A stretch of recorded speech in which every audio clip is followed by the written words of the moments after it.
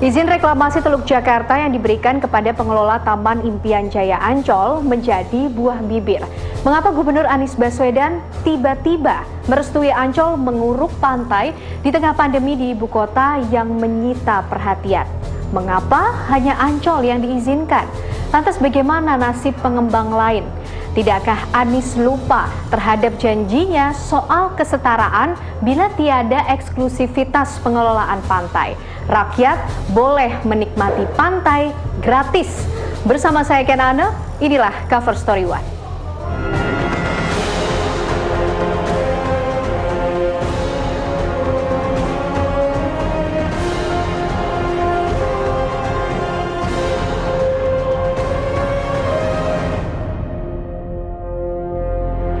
Gubernur Provinsi DKI Jakarta, Bapak Anies Baswedan, mengeluarkan keputusan Gubernur nomor 237 tahun 2020 tentang izin pelaksanaan perluasan kawasan rekreasi.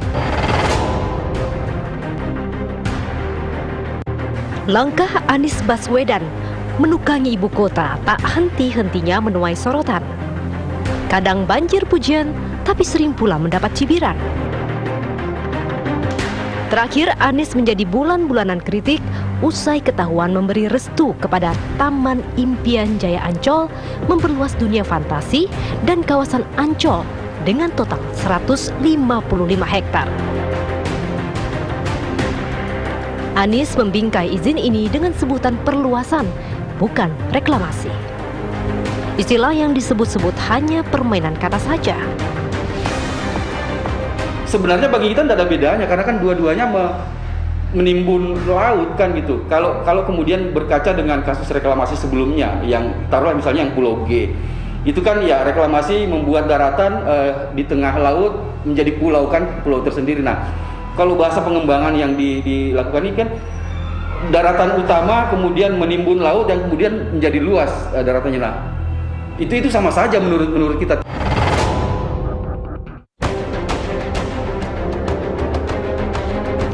Inilah izin perluasan kawasan Ancol yang diberikan Gubernur Anies. Melalui surat keputusan Gubernur nomor 237 tahun 2020, Anies merestui PT Pembangunan Jaya Ancol memperluas dunia fantasi 35 hektar dan kawasan rekreasi Taman Impian Jaya Ancol Timur 120 hektar. Izin ini ditandatangani Anies 24 Februari 2020 lalu. Pemprov DKI menyebut perluasan Ancol bertujuan untuk kepentingan rekreasi publik, seperti pembangunan tempat bermain anak, museum internasional hingga sejarah Rasulullah SAW dan peradaban Islam.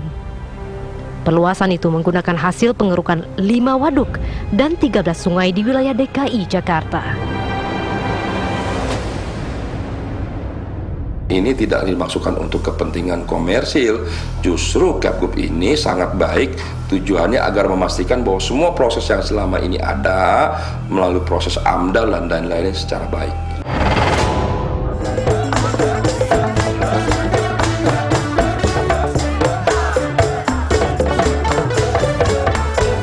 Pengelolaan tanah, pengelolaan air, pengelolaan teluk, dan pengelolaan pulau tidak boleh diletakkan atas dasar kepentingan individu, tetapi itu untuk kepentingan warga Jakarta semua.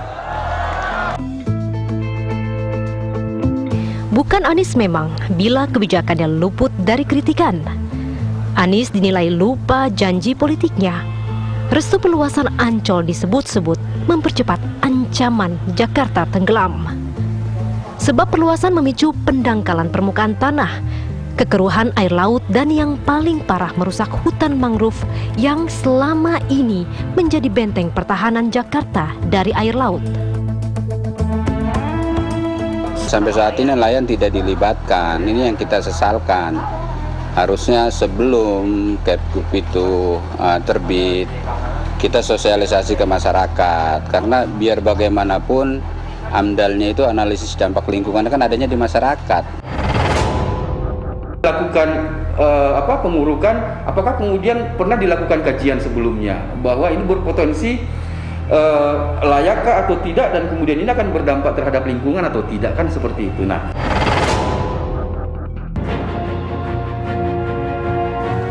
namun di mata sejumlah kalangan, Anies tak melulu salah. Gubernur memang diberi kewenangan penuh untuk memutuskan nasib reklamasi di Jakarta. Gagasan reklamasi ini kan mulai muncul kan di era Pak Harto dengan diterbitkannya keputusan Presiden nomor 52 tahun 1995 tentang reklamasi pantai utara Jakarta. Jadi itu, dan sampai sekarang keputusan Presiden itu masih berlaku.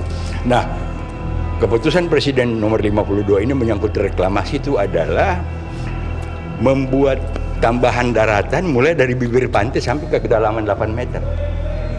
Jadi itulah makanya saya termasuk orang yang tidak setuju dengan reklamasi pulau buatan, itu dari awal yang saya tentang gitu. Nah, tapi ketika misalnya sekarang Anies keluarkan izin, ini justru ini bentuk reklamasi sesuai dengan peraturan perundang-undangan.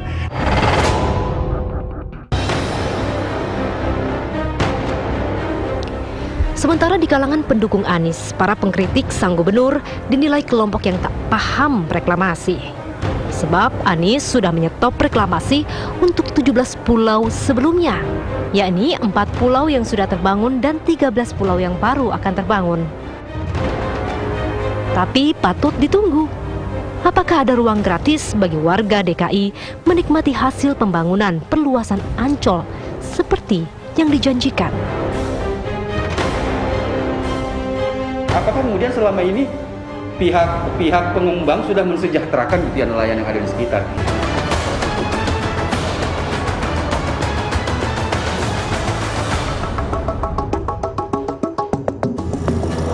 Akan seperti apa wujud pembangunan reklamasi kawasan wisata Ancol masih teka-teki.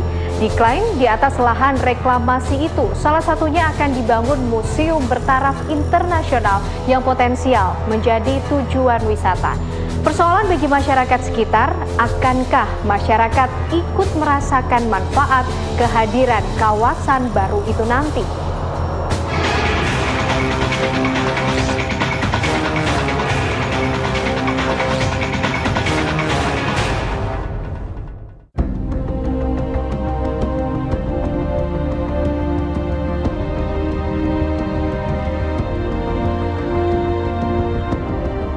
Klaim bahwa reklamasi kawasan Ancol dan dunia fantasi semata-mata untuk masyarakat sepintas terdengar menyejukkan. Pemprov DKI Jakarta telah memberikan lampu hijau terhadap perluasan lahan wisata Taman Impian Jaya Ancol dan juga dunia fantasi dengan total lahan sekitar 155 hektar. Dan di sini merupakan lokasi yang nantinya akan direklamasi sesuai dengan keputusan Gubernur nomor 237 tahun 2020. Peletakan batu pertamanya pun sudah dilakukan pada 26 Februari lalu, atau hanya berselang 2 hari usai keputusan gubernur tentang reklamasi itu diteken. Luasan tanah itu dapat dimanfaatkan untuk kepentingan taman, untuk kepentingan rekreasi, dan rencananya akan dibangun Museum Internasional Sejarah Rasulullah SAW dan Peradaban Islam.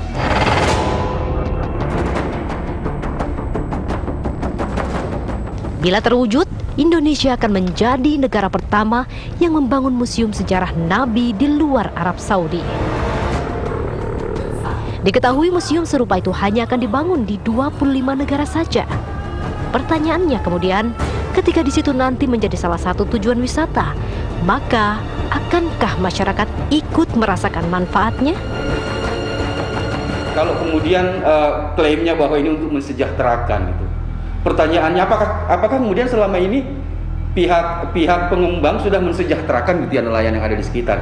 Bagaimana mereka melibatkan misalnya di dalam sektor usaha yang mereka kembangkan. Nah, kalau kemudian ini menjadi salah satu alasan utama, ya harusnya kita cek dong.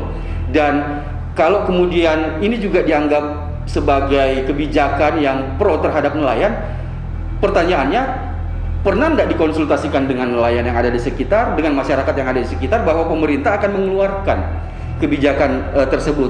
Pernah tidak dilakukan itu?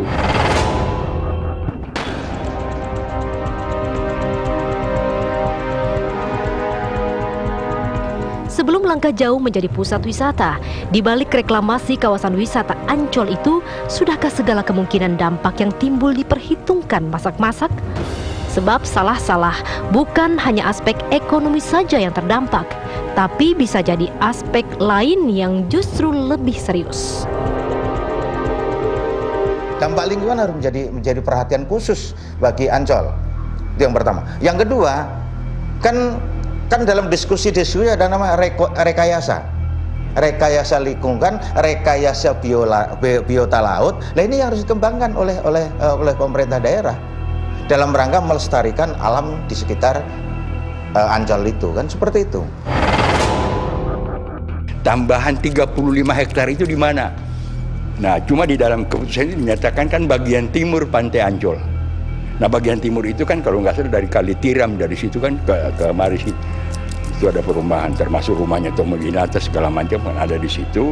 Nah, tentu di situ diukur gitu kan, 35 hektar ini ada nggak wilayah tangkapan ikan? Dan malah bukan itu saja, dari aspek-aspek keamanan dan pertahanan juga kita lihat, karena setahu saya bagian-bagian tertentu dari pantai utara itu juga tempat latihan marinir gitu kan, untuk pasukan katak, pasukan intai amfibi dan lain sebagainya, itu juga melakukan pelatihan di situ.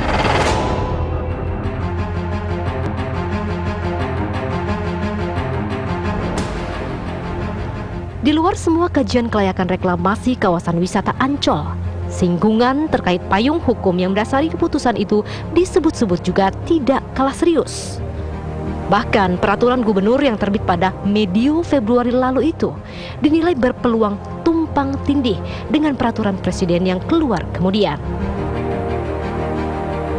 Setelah saya mempelajari peraturan presiden nomor 60 tahun 2020, terutama yang menyangkut pengaturan lingkungan dan wilayah kawasan budidaya dari Jabodetabek Punjur, maka kawasan yang diperkirakan akan menjadi perluasan wilayah Taman Impian Jaya Ancol ini adalah wilayah yang oleh peraturan presiden nomor 60 itu diamanati untuk membangun wilayah mangrove. Nah, sehingga dikhawatirkan bisa saja nanti keputusan gubernur ini yang diterbitkan sebelum terbitnya peraturan presiden 60 bisa bertabrakan, bisa dianggap bertentangan dengan peraturan presiden nomor 60. Oleh karena itu barangkali Pak Anies saya sarankan memeriksa kembali peraturan gubernur yang sudah dia buat. Ada bagian-bagian tertentu yang harus dia perbaiki, termasuk misalnya sudah ada gambarnya 35 hektar ini wilayah mana.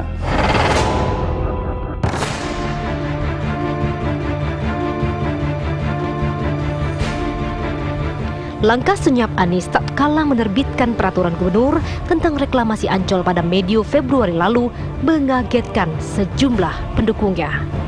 Apalagi keputusan itu muncul tatkala warga DKI Tengah disibukkan dengan banjir dan kemudian disusul dengan pandemi. Di mata sebagian pendukungnya itu pun, Anies dituding ingkar janji.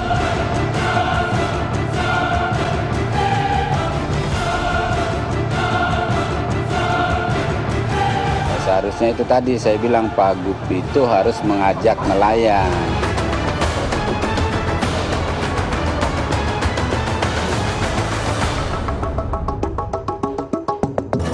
Polemik reklamasi Ancol mau tak mau menyeret ingatan publik pada janji politik Anies di Pilkada 2017 lalu.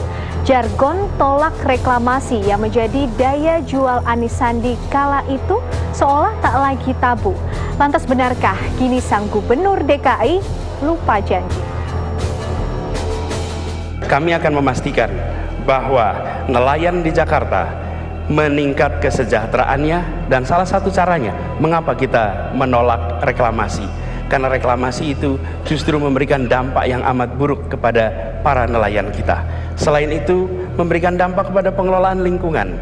Hadirnya reklamasi di sana konsekuensinya pada kita semua yang ada di ruangan ini, banjir akan menjadi fenomena rutin bagi kita karena air yang mengalir justru dihadapkan dengan reklamasi.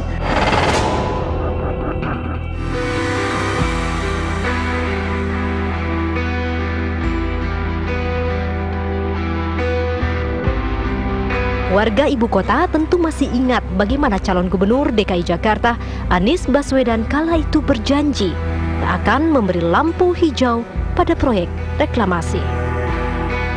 Saat menjabat, Anies membuktikannya dengan membatalkan 17 pulau reklamasi yang dikeluarkan gubernur sebelumnya. Meski terus menjadi polemik lantaran masih dalam proses hukum di Pengadilan Tata Usaha Negara. Namun lidah memang tak bertulang. Anies kini dianggap ingkar janji karena mengeluarkan izin reklamasi kawasan Ancol, Jakarta Utara. Kekecewaan pun tak terbendung, sejumlah konstituen mempertanyakan langkah taktis Anies yang dinilai kontradiktif. Kami pun juga terkait kaget dengan apa yang telah dilakukan oleh Gubernur Anies. Tiba-tiba beliau langsung membuat gubernur yang menurut saya ini sudah menyalahi daripada janji kampanyenya Anies Sandi pada saat pilkada lalu. Nelayan diberikan pengarahan atau pemberitahuan diajak duduk bareng seperti apa. Apakah nanti dengan berjalannya pembangunan Ancol ini nelayan terganggu? Nah, ketika terganggu kita harus mengadu pada siapa? Apakah ingkar janji dengan kampanye kemarin? Ya, kalau bicara itu kan janji kampanye. Tetapi janji kampanye kan juga tidak boleh bertentangan dengan hukum, tidak boleh juga bertentangan dengan aturan. Karena apa? Kaitan dengan pihak lain. Pihak lain itu yang sudah menggelontorkan berinvestasi kan butuh kepastian hukum.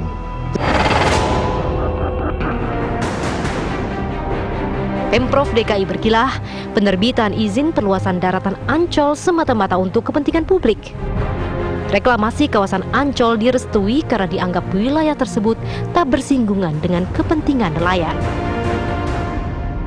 Kalau ini kan di satu lingkungan, ya untuk kepentingannya dalam rangka menampung hasil urukan, juga tidak mengganggu nelayan, dan ini sudah berlangsung sejak 2009. Ini soal yang Kepgub 237 ya. 237 tidak ada areal nelayan di situ. Nggak ada nelayan wisata di situ gitu loh. Nggak ada nelayan tangkapan.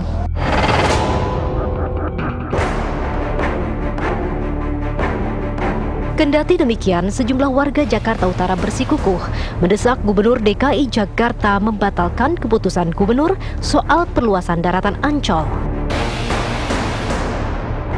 Kami masih memberikan tenggat waktu kepada Pak Anies ya, dengan harapan bahwasannya Pak Anies dapat mencabut keputusan Kepgub 237 ini.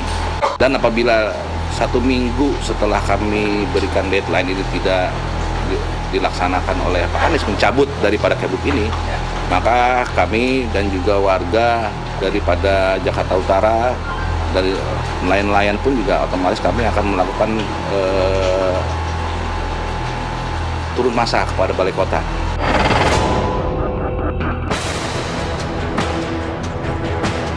Proyek perluasan kawasan rekreasi Ancol kini mau tak mau memicu spekulasi. Bisa jadi perluasan dunia fantasi dan Taman Impian Ancol Timur adalah bagian dari proposal 17 pulau buatan di Teluk Utara Jakarta. Apalagi lokasi dunia fantasi sesuai dengan lokasi Pulau K dan Taman Impian Ancol Timur cocok dengan Pulau L. Karena saya berpikir ketika bicara reklamasi itu tidak bisa lepas dari dunia bisnis, tidak bisa lepas dari dunia properti, ya nggak mungkin lah yang namanya kita mereklamasi ya kan kalau tidak ada apalagi di Jakarta ya gitu tidak ada hubungan dengan bisnis. Kalau yang kemarin dicabut oleh Pak Anies Sandi itu kan mencabut pembuatan atau reklamasi 13 pulau tersebut, yang dimana itu bagi kepentingan komersial dan itu ya dianggap dapat bisa mengganggu lingkungan dan lain-lain. Ini sesuatu yang baik dan untuk kepentingan warga gitu, bukan untuk kepentingan, mohon maaf, kepentingan kelompok tertentu, kepentingan swasta, apalagi kepentingan pribadi, bukan.